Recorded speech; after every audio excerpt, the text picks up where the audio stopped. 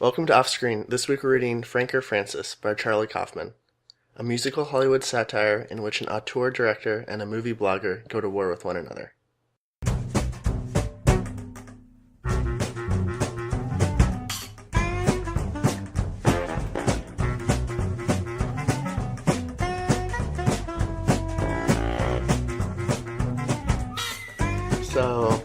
So Charlie Kaufman doesn't need much of an introduction, I don't think. Yeah, he's won an Oscar. Eternal Sunshine, yeah. And he's been nominated for several other things, being John Malkovich, Adaptation, and Anomalisa. Oh, I didn't realize. Well, that's just Best Animated Feature. That's not for writing. Okay. But, yeah. Yeah, he's quite an accomplished writer. He's been in the industry for a really long time, too. He wrote for TV for a while. There's a number of unproduced pilots that he's written. Right. Kind of floating around the internet. He directed one movie, Synecdoche, New York, which I personally like a lot. Right. He also co-directed Anomalisa, but I guess usually when you have a stop motion thing, you have to have someone else help you. Sure. Physically direct the puppets. But yeah, he directed that technically.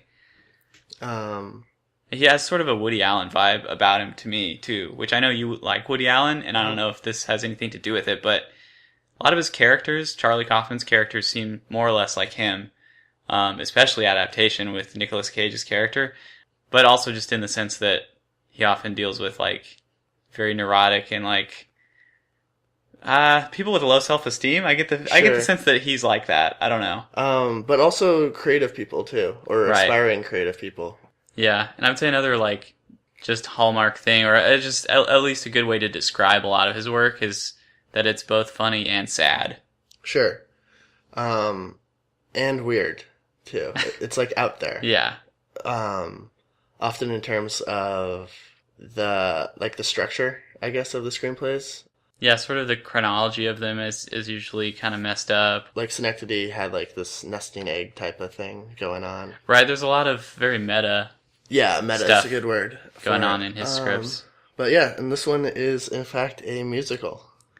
Right, we didn't mention that last week when we introduced this logline, but it is a musical. He's written many of the lines in here as verses for songs. There's actually no music written, I guess. I don't know if anyone got that far. Well, maybe they did, because this was in pre-production. Was it? Yeah. So maybe someone actually did write the music for it. But in any case, all we have here are the lyrics. I think it was originally intended to star Jack Black and Steve Carrell. Right. And others. It was a pretty starry cast. Right. They just couldn't get the money for it, I guess. Yeah. Which isn't surprising, because this is a pretty grandiose story. Yeah. And it's really sprawling. And Kaufman doesn't draw in, the big bucks, usually. No. Well, and also I feel like Synecdoche, New York didn't do well at the box office. Right. And was maybe his most critically divisive movie. Right, and that was the one that he had directed, the first one, so. And I believe he wanted to direct this himself as well. Yeah. Which is kind of a bummer, because that movie's this too, maybe to a lesser extent, but both so ambitious. Right. I mean, yeah, you can praise someone all you want for being ambitious, but at the end of the day, you gotta deliver on those ambitions too. And I don't know, Synecdoche, I liked it, but it was just way too heavy and really plotting to me. It was very slow and heavy, and I just thought it was a little too much. I don't anticipate wanting to see it again anytime soon. Oh, really? I rewatched it pretty recently, and it's so long, and this script is so long too. I mean, it's 150 pages. It's long, but it's not absurdly long. And I think some of that is due to the long stretches of dialogue and lyrics and stuff. So that's fair. But anyway, should I get to the summary? Yeah, go for it. Okay. On a publicity tour for his latest film, director Frank Auteur obsesses over critics' reviews online. Commenting anonymously, claiming to be a fan of his own film, Frank gets into a flame war with a movie blogger named Francis. Another commenter named Songbird defends Frank's film, and soon the two of them have developed an online relationship. However, Frank wasn't the only one lying about his identity. As it turns out, Songbird is 60 years old, obese, and wheelchair-bound. Still, Frank wants to meet her. He's flying out to visit when his plane crashes and Frank dies. Hearing the news, Francis correctly predicts on his blog that Frank's death will inspire a new appreciation for his films. but his posthumous praise is quickly eclipsed by the arrival of a new film simply called God. Written by an artificial intelligence, the film is nothing but vague imagery and sounds which entrance its viewers.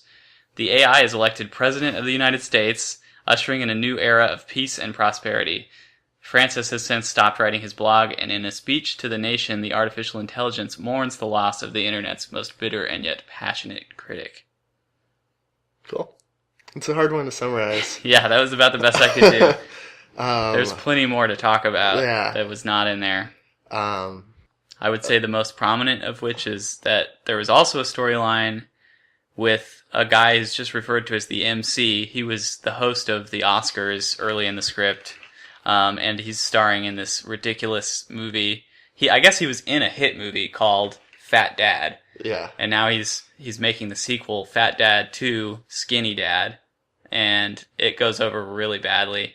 His career takes a nosedive, and you learn that he actually made some kind of a weird deal, or it's like a spell, sort of black magic type of thing. He saw this witch doctor lady who gave him someone's severed thumb, which I guess brought him good luck and was the reason for his success in his career. So when his movie tanks, he realizes that the magic has worn off, and he feels really awful for having cut off this person's thumb for it, and he actually ends up falling in love with the person. But anyway, first he goes to get a second thumb, and then then he has the epiphany. Right, he falls in love with the lady. There's a moment when he has the epiphany. I kind of forget what that is. Well, it's when he just sees this lady in the bar. Without the thumb. Yeah, he's in Romania. He has a waitress at the bar serving him who doesn't have a thumb. He realizes that's his fault, that was the thumb he was using, and so he kind of falls for her almost out of guilt, I guess. But anyway, he then proceeds to bomb the Oscars ceremony. He brings a bomb and he blows up everything. I think it's important to say that he's been having visions of these disembodied thumbs. Right, he's haunted by the ghosts of the thumbs, because her other thumb gets cut off before he can stop it. Yeah, to bring him more good luck. Right. This all sounds crazy. He's having conversations with these disembodied ghost thumbs, and they tell him about how Hollywood, America's biggest export, is itself, its ideas and culture, and how it's polluting the world and it's bad. Right. And so he goes on to the stage in the Oscars dressed as Fat Dad. Yeah, he storms the stage. And he blows it up. Right. And after that, the movie called God, created by Richard's head, a disembodied head. Yeah, so that's another loose thread I didn't really tie up, but the head, that AI it's housed inside of an animatronic head, I guess, or something.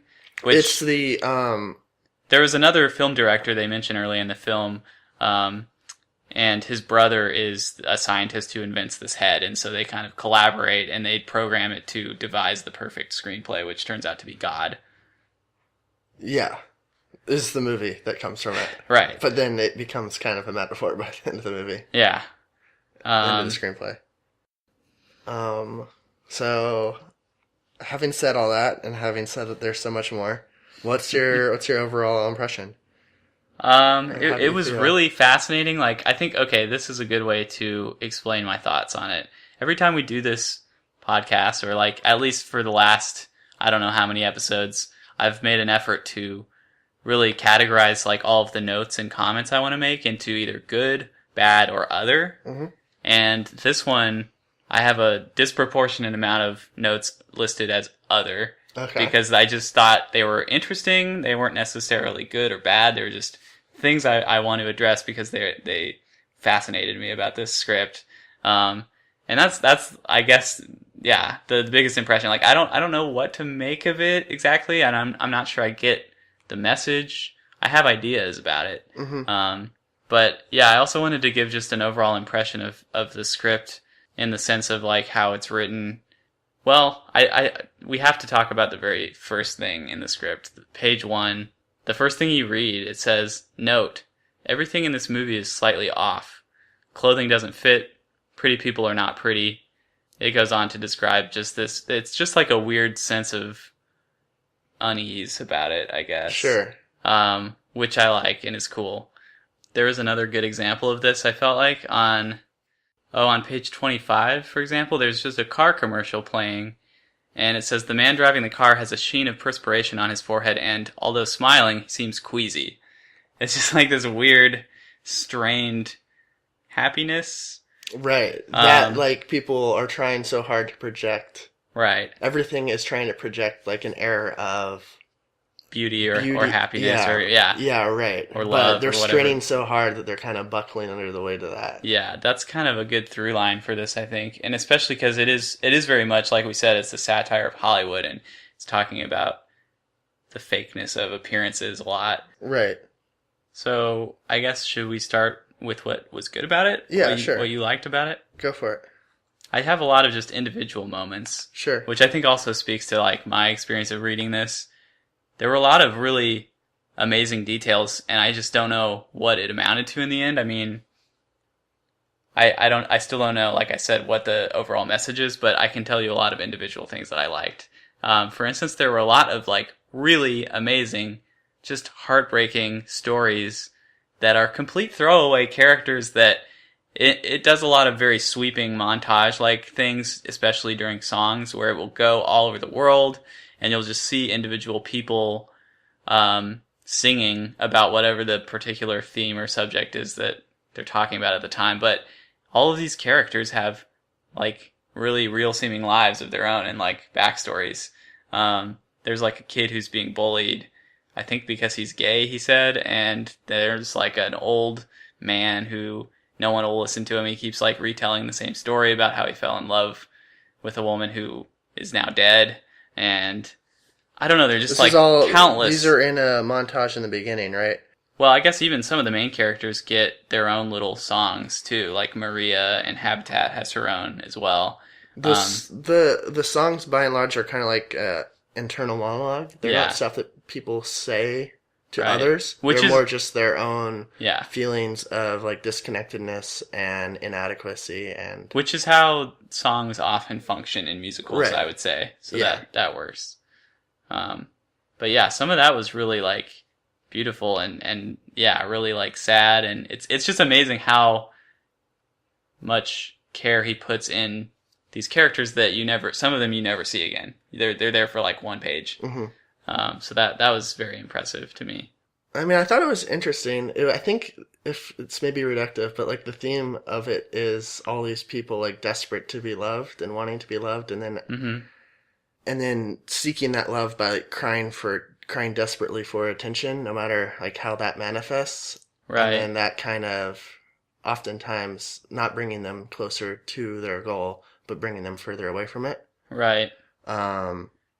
That was a good thing I thought was very clever about, the character Mimi, who we were saying, Francis, the blogger, is, like, in love with her, and he has a song where he's kind of singing to her, and he's saying, I love Mimi. Yeah. And I'm pretty sure it's supposed to sound like I love me. Right. Because really, he doesn't love her so much as he just wants someone to love him. He has some issues with his parents as well, who don't really like him a whole lot. I think, what I thought was interesting and kind of well done was that, people value other people less for what they actually are and more for what they provide to them. Right. It's like, what is it about Mimi that he loves? It's nothing. Mimi's just this, like, idealized version of a person that could love him. Right. Which I think also this ties into what Frank is going through when he's on this, like, publicity circuit, going to all these festivals, talking about his movie. First of all, the movie that he made is, like, intensely, I guess, personal, or he takes it very personally because he's playing every single character in the film. Yeah. I think he, presumably he wrote it and directed it, and he's every single actor. It's called You. Yeah. So basically everything that they're criticizing about it, they're just directly criticizing him is kind of what it seems like. And he takes it very, very hard. But, there's a lot of discussion about, like, what the movie is supposed to mean, what he intended by making it, what he intended to say. And he kind of evades that question, wanting to instead just encourage other people to have their own personal experience with it. And he doesn't want to interfere with what that might be. And I think that ties in a little bit to what you were saying about everyone wanting to be loved and maybe mistaking that for being in love with someone. It's really like a personal experience. It's a very like solipsistic thing. Like all you can really know is what you're getting out of it. Sure. And it also reminded me a lot of that screening, which I can't remember. Did you go to that screening of Synecdoche at USC when Charlie Kaufman actually came and did a Q&A? No. Oh, bummer. Oh, I went. Yeah, I went to that. I would have loved to. I was initially kind of annoyed. I mean, he seemed like a really cool guy, for the record. Charlie Kaufman did. But one person asked a question. There's a part in Synecdoche where he's like looking for a new apartment, and there's one that he looks at that's just inexplicably on fire. Yeah. And so someone at this Q&A asked him like, what was that? What did that mean? And he gave pretty much the same answer that Frank gives in this script, where he says like, well, I don't really want to tell you what it meant to me. I just kind of want you to be able to interpret it as you will and like have your own experience with it. And I had a very similar reaction to, I'm pretty sure it was Francis in this script saying like, oh, that's a total cop out. Like clearly you meant something by that. And I still kind of agree with that. I don't know. Can I play devil's advocate? Yeah. And I mean, maybe it's true. Maybe he, as they say in the screenplay, is just throwing stuff against the wall and seeing what sticks. Yeah. But at the same time, if you're in that situation as like the filmmaker and questions are being asked of you, you don't have any time beforehand to prepare. Right. You know what they're going to be. You probably can't summon the answer that you really feel or believe, like on the spot in response to a question like that. I see what you mean. Like, yeah, ideally, it becomes like the reason that you're making a movie is because it's something you're trying to say that you can't just explain in words to a person. It's best to just show them the movie so that the film speaks for itself. But by the same token, if people are asking you what it means, to me, if that happened to me and they're like, I didn't get this part, what is this about? To me, that I would take that as a failure on my part to get across what I was trying to say. And at that point, I would be less precious about just admitting it. But I don't know. I think that kind of just limits the mystery to it and also limits like further reflection. If you can just get a pat answer, then you don't need to let the movie sit with you. Like, I feel like some of my best movie-going experiences have been where I've gone out of the theater not sure what to make of it, and then after letting it sit with me, I have like a stronger opinion of it. I mean, I don't have a problem with the question either, but I don't have a problem with him not wanting to answer it. Like, it's obviously, if you want to find out more about something, you go to the person that created it. Like, that's a perfectly reasonable thing to do. But he, as the creator of it, I don't feel is obligated to give some definitive answer to a question like that on the spot, when he's going to be asked that question 1 billion times. And if he answers it once, then he is tied to that answer and can't say anything else. And if he doesn't get that answer perfectly, then he's going to feel... But that's not how it should be. I mean, that sucks. I wish it wasn't like that, because I do think part of what I love about his scripts is that it seems very much like they were written in a vacuum. He does not care like what anyone thinks at the time that he's actually creating it, because it just seems so spontaneous and like sometimes to its detriment. Sometimes it feels a little bit rough around the edges or a little bit hurried at times, but it's a sense of urgency that I think comes from like inspiration, and he just wants to get it all out, and it's very personal and real and authentic in that way, and I like that. So it makes me really sad when like he has to worry about what everyone is gonna like, you know. But clearly, like, if you view this as a personal screenplay, clearly he is obsessed with that and terrified by it and anxious of it. Of what? Of the response of everyone else. Like, all of these characters are constantly, they're just so concerned with like the real-time reception of what they make or what they write. I don't know. I had a hard time reconciling that too, because you're definitely right. He's extremely sensitive about what people think of it after he's made it, but I don't know. I get the feeling, and maybe I'm just reading into it or I'm just like projecting this onto him, but the act of writing for him, it seems it doesn't have that self-consciousness about it, or that sort of like that fear. But have you listened to his speech for BAFTA. That was about screenwriting. I think so, but I don't remember it now. It's a super good listen. We'll have to recommend put a link up to that or something on the Facebook and the Twitter and stuff. Yeah. But in this screenplay, Francis is rejoicing in the fact that Frank's movie You is getting terrible notices, and people are saying the same terrible things about it that he said. Right. I think this is definitely a criticism of kind of internet criticism. No, maybe not criticism, but internet groupthink and just the unconstructive bitterness. Yeah, maybe. I definitely thought it was a criticism of criticism, mm-hmm. and even a criticism of just blind devotion and fandom as well. Right. He certainly Frank also has fans of his films that seem completely they have no substance to their praise. There are several characters he encounters who just fawn over him, and they don't really seem to care that much about the deeper meaning of his films, or they just for whatever reason are really devoted to him. Also, You sounds like a terrible movie. In it, he's wearing blackface, playing a obese black woman. Right. He's playing a Eskimo woman. It sounds really offensive. Right, which is one of the main complaints. Though incredibly ambitious. Sincere and ambitious, the ultimate Oscar bait type of thing. Right. Because a lot of the screenplay is structured around the Academy Awards. Right. The beginning takes place on Oscar night. That's when Frank wins for his previous film. Yeah, Hapax Legomenon, which, did you look that up? No. It is a word that occurs only once within a context, either in the written record of an entire language, in the works of an author, or in a single text. Interesting. I feel like that's another treat or another fun thing to do with Charlie Kaufman movies. Yeah, you can really scrutinize things.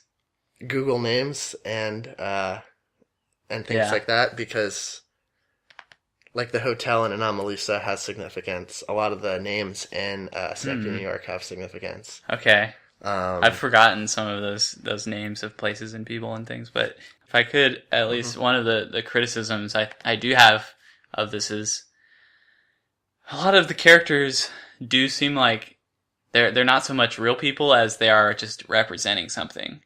There were definitely characters that felt very real to me and very human, but a lot of them also, and a lot of just the things in the script, and that's just part of Charlie Kaufman's style too, but it does feel a little weighty sometimes, a little maybe heavy-handed, in that, sometimes he cares more about what people symbolize or what things in the script symbolize than actually making them feel real. And I think for me, the problem here is I feel like that's fine, but the issue is they're not different or unique enough in how they are the same. Does that make sense? They all have the same problem, but they're all articulating it in the same way. Oh, I see. There's so many different songs where people bemoan the fact that they're lonely and unloved. Right. And ugly and not attractive enough.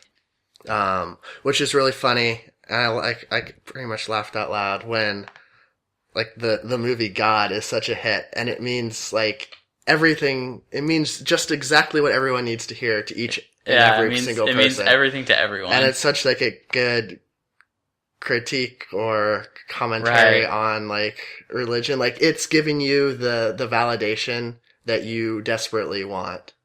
Oh, okay. I wasn't even, that's there for sure. I wasn't thinking that's where you were going though. What were you going to say? They make a big point of how contradictory the film is. Sure. When the AI is just coming up with the screenplay, he's saying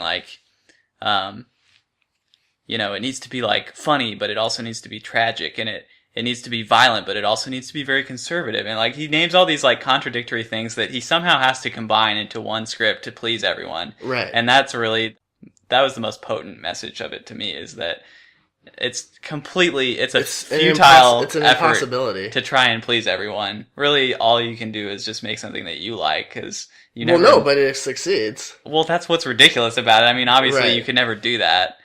Yeah. It also reminded me a little bit of Infinite Jest, the David Foster Wallace novel.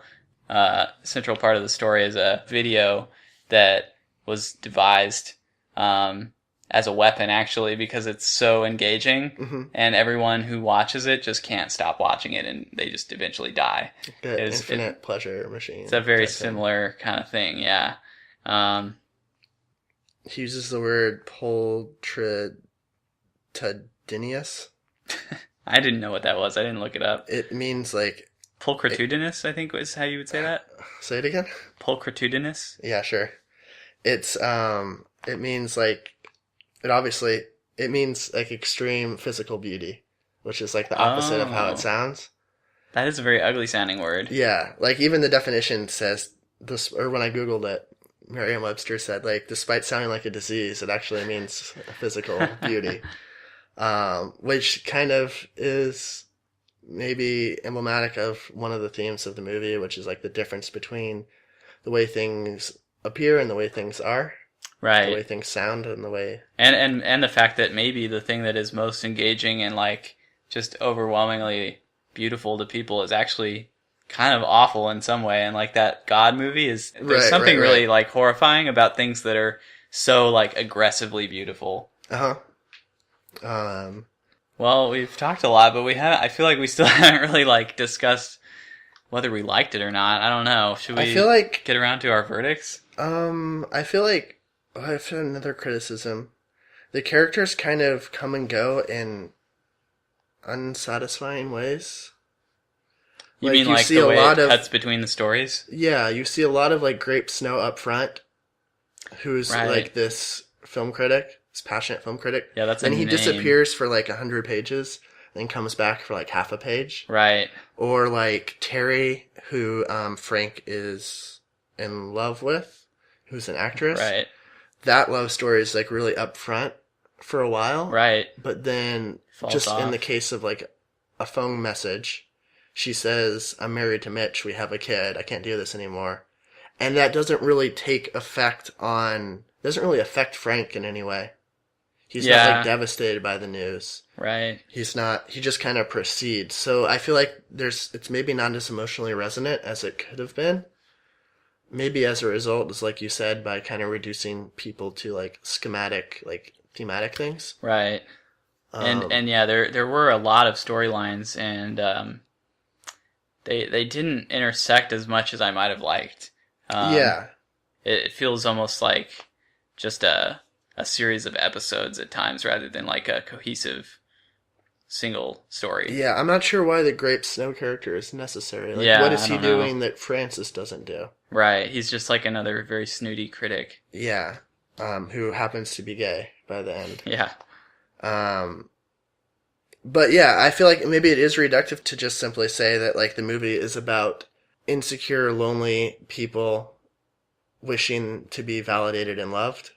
Wait, what are you saying about that? That's like the movie. That's I agree. That is the movie. And I feel like it's a little too concise. You think it should be harder to explain what it's about? Yeah. I feel like for something this sprawling and ambitious, to be able to more or less reduce it to that is a criticism. Yeah. I don't know. I don't feel like this is Kaufman's best work. But yeah, sure. I don't know. Do you want to get to verdicts? I feel like there was one other thing I was going to say, but I can't remember what it was now. Oh, I was just going to say that I'm regardless of what we say our verdicts are, I'm glad that we can read scripts like this. Clearly, you know, whether it was effective or not, there was a lot of care put into this, and probably not a lot of people are going to read it, and it's kind of sad. What do you mean? Just because it's never getting made, and sure, yeah. It's probably going to kind of get lost. I mean, it's out there on the internet to be found, but you know, it's I think it's at least worth a read. I mean, it's of course. Well, fascinating creative mind at work here. Yeah, and I think maybe we disagree a little bit, but I feel like something this ambitious, like he obviously has a lot that he wants to say. Right, and I mean, we've talked about that before on the podcast too, where I think both of us can agree we would rather read a script that has something to say, and it maybe doesn't execute it as well, but it's better that than a script that has nothing to say, even if it's like a very tight plot and it's really cleanly written and stuff. If it doesn't have anything to say, it's not as engaging. I agree. There's no heart.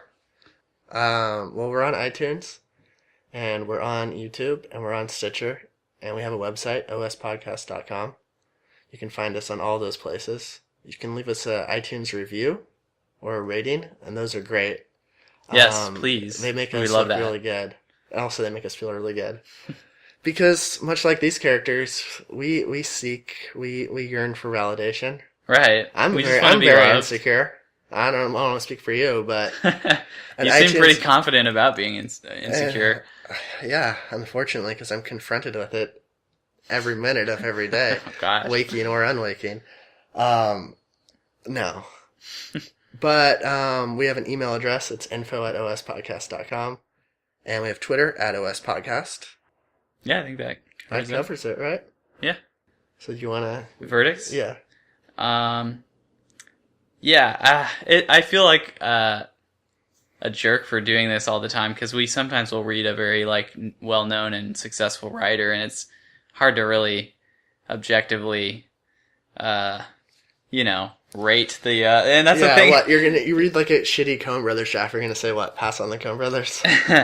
and there's even a line in this script which is during one of the Q&As after his film has just screened, and he actually says, I'm not sure how I feel about ranking art or rating art. Yeah. But having said that, I have to recommend the writer, I guess. He just seems so... He's like an endless well of inspiration and there's so many ideas. Yeah. And such a deep... So many just heartbreaking characters, like I said, and just individual little worlds that belong to each of these people. I can't not recommend that. So yeah, gonna recommend the writer. I guess I'll consider the script. I don't know. Mm-hmm. It has its flaws. I don't know how much I would really enjoy it actually either, because I'm not a huge fan of musicals. Yeah, I've been kind of going back and forth. I also wonder how visual this screenplay is, because a lot of the songs take place. It's like a lot of people sitting in front of screens typing. Yeah. But I guess I'll probably just agree with you. Recommend the writer and consider the screenplay. And next time we're gonna read. Next week we are reading a script called Get Out by Jordan Peele of Key and Peele fame. A young African-American man visits his Caucasian girlfriend's cursed family estate.